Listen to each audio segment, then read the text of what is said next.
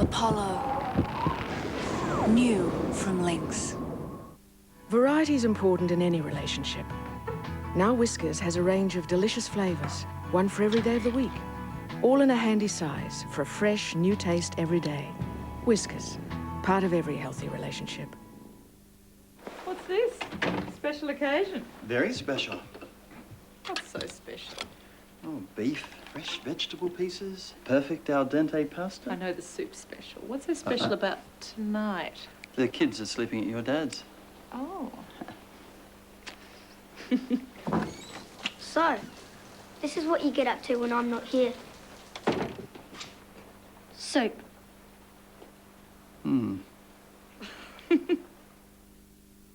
Let's play Furby Says. Tickle. Tickle, tick, on. Furby plays with you. Furby wins. And with each other, too. Party. Wookie. Keep amazing me. Furby, each sold separately. Batteries not included. For those who demand the very best, it's Bradway and Opposition Air Conditioning. At just one touch, keep your home at 24 degrees all year round. Allocate rooms to heat or cool and sleep better behind secured windows. Comfortable cooling and heating with no humidity and no dust. You'll have fresh, clean, filtered air which is constantly circulated. For one of the cheapest forms of heating and cooling, and quality so good it has a 5-year warranty, phone David White anytime for a free, no-obligation quote. What are you doing, Dad? Making dinner. Mum's gone for a girls' night out. You're making dinner? Yeah, it's your favourite. Chicken! You haven't had this before. What is it? Mashed potato. But he's never had it with butter before. Butter brings out the natural taste in food because butter is natural. Ta-da! I don't think we've had that before either, Dad. More mash? Yeah. Butter. Taste the difference.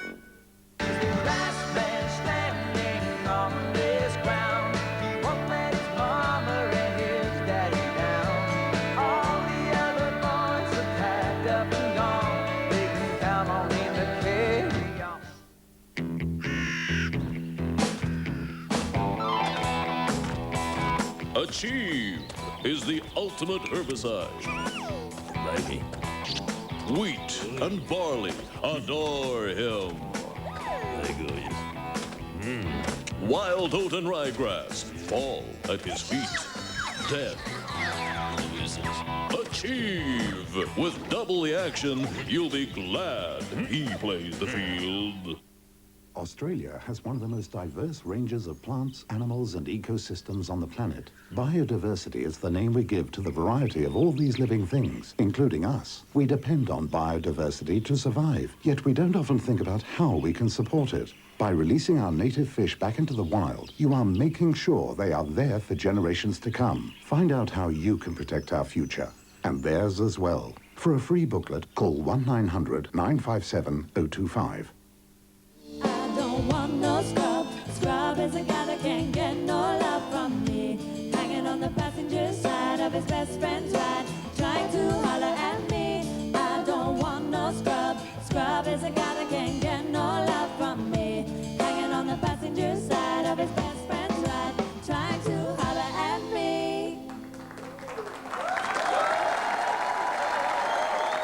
Some great shots there of Leighton Hewitt. We'll head over to Wimbledon. Paul Roos on standby with Leighton Hewitt. But before we do that, time now to introduce one of our regulars, an old favourite, a buddy, Mr. Darren Casey. How you doing, Now, mate, have you been sitting up watching Wimbledon? Yeah, I watched Leighton. He beat Philippoussis, wasn't it, the other night? No. I've got that would be Marcelo Filippini. I know my tennis. You do know your tennis. He's the guy whose father played up and got thrown out of the stadium. No, I think you're joking. We might get out of Case's tennis knowledge and head straight over to Wimbledon with Paul Roos and Leighton Hewitt. How you doing, fellas?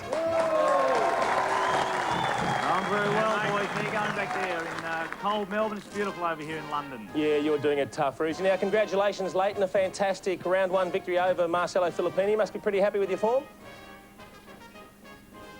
Yeah, you know, I hit the ball well in that match, and, you know, to get through in straight sets and, you know, 2-2-1 in a best-of-5 set match, and my first match at Wimbledon was just a fantastic result for me. And Leighton, the great John McEnroe has compared you to him at his age. How do you see that? Because you play with a lot of passion like him, and you do hate losing as well. Was he one of your idols as well when you were growing up? You know, it'd be great to get put in the same group as him, I suppose, and, you know, to be up with John McEnroe, hopefully I can have as many wins in Grand Slams as he did. Leighton, you're 18 years old. Do you get lonely on tour? Like most 18-year-olds go with their mates on Saturday nights. Is there something you miss? Oh, a little bit, you know, but I'm hanging around with Darren Cahill a lot, and, you know, he's a bit of a party animal these days. And, you know, I've been here with my mum and dad as well, so... But, you know, it's getting a little bit lonely, and I miss watching the footy also on all the weekends. Leighton, are your parents over there? And if they are they behaving themselves? Yeah, they're over here. They've been behind me as well a lot here. No, they've been here. Mum and Dad came over from Paris, and they're through London now, so they're looking after me quite well. Now, Leighton, there's a rumour that you knocked back tickets to go to the final. Now, is there any reason why you knocked back tickets to go to watch the Aussies play?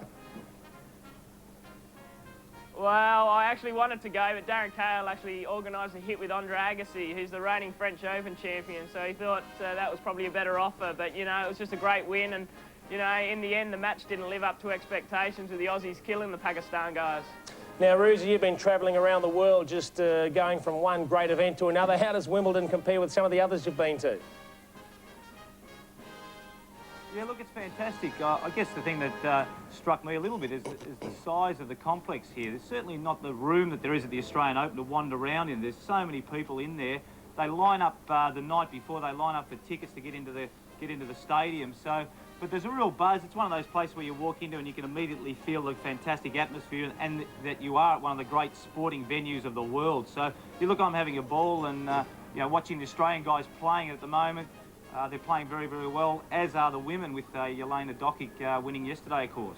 And Leighton, what's it like for the players? I mean, there's a real romantic mystique about Wimbledon. Is that how it feels? I mean, is it different to other big tournaments?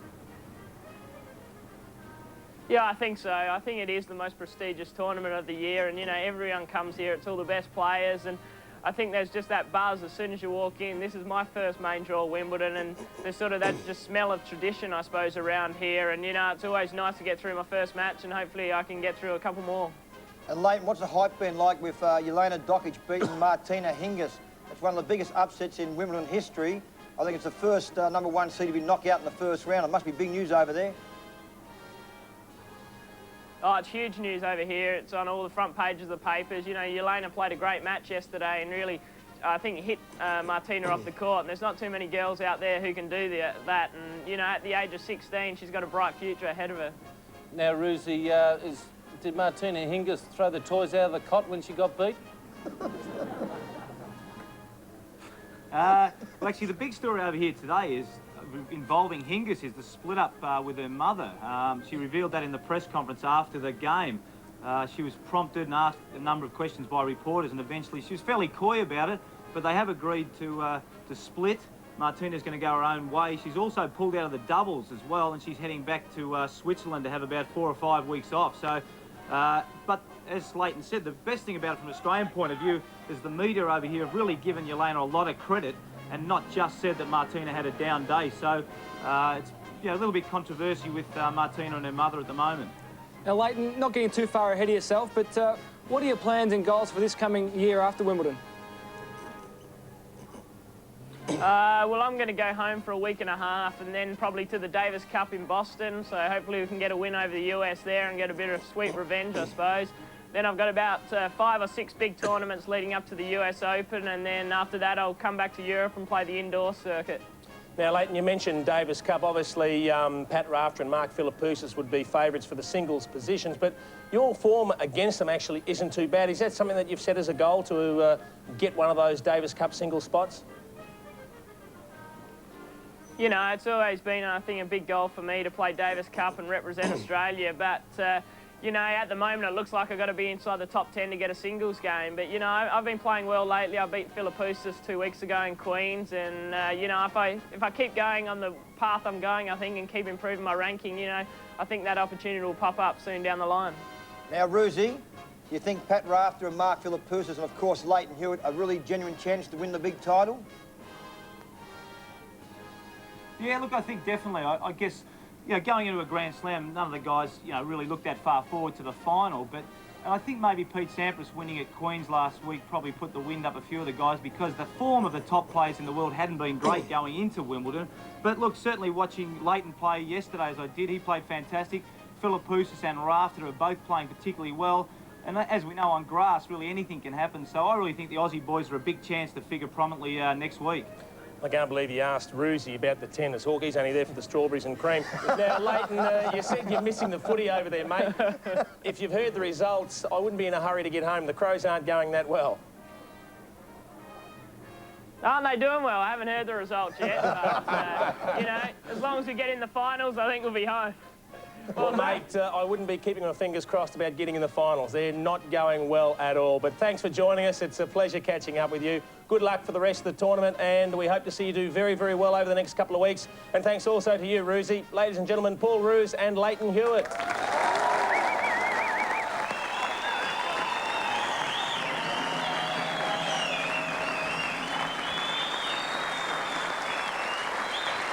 And good luck not only to Lleyton Hewitt, but of course to all the other Aussies who are in action at Wimbledon. Now, last week on Live and Kicking, John Barnes invited our own Darren Casey along to the Geelong Players Review. Now, Case, did you take him up on that? Sorry? Hey, you're right here. We're not bouncing you off two satellites, all right? How was the delay? Yes, I went down to Geelong and we watched the boys. Mostly a lot of dressing up. Keep an eye on Kiss. It featured Buddha, Barnesy, Brett Sanderson and Pete Riccardi. Did quite a good Kiss imitation. Barry Stoneham's backside is quite a good cameo. And Brad Scholl and Ronnie Burns came up quite nicely as women. And it goes something like this. I'd been invited to the Geelong Players Review, the Cats' glittering night of theatre. Important people had been arriving all day for the big event. As you can see, not a lot in. In fact, a few extra chairs. We could have done this at my place. The show consisted mostly of men dressing up as women. Must be hairs in my eyes. What where it feels comfortable. Hold on. Acts included Kiss, the Spice Girls, Cher with her sailors, scenes from movies, some bad Greek dancing, and dirty dancing. Well, we're backstage, obviously, and the guys are dressing up as Spice Girls, so they're going to need breasts, theatrical breasts. It's very easy. You get a stocking or a cut-off stocking, black, my favourite, with some rice. Now, here's one we prepared earlier. In fact, here's a pair we prepared earlier. And there you go, instant theatrical breasts. And if you don't have a bra, you can use a couple of woks. Billy Brownless, the dreaded enemy from the opposite show, but I don't care about that kind of stuff. Rock and roll's what it's all about, right? Yeah. So get out there. Get out there and kick some ass. Come on. Get out there. Come on. Sorry to catch you topless there. I guess that's very embarrassing for you. Please, get rid of that camera. Allow her dignity. Come on. Woman with her top off and you're hitting her with a camera. What is that? What is this, Channel 9? I'll just check your hats and stuff, make sure okay, looking good. And okay, straighten that up, okay. Go get them, guys. Looking good.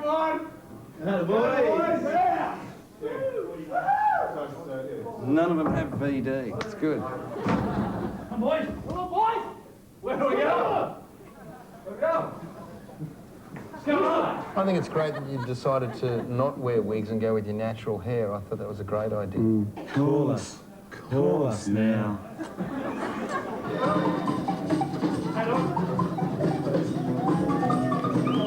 It was like a car park for bicycles. Oh, I think we'll go back. There they are. Look, they're in there. And let's get them, guys. Come on. Get out there. Okay, off you go. Come on. A little bit of testicle there. Get that testicle. I'm right on that testicle. Okay.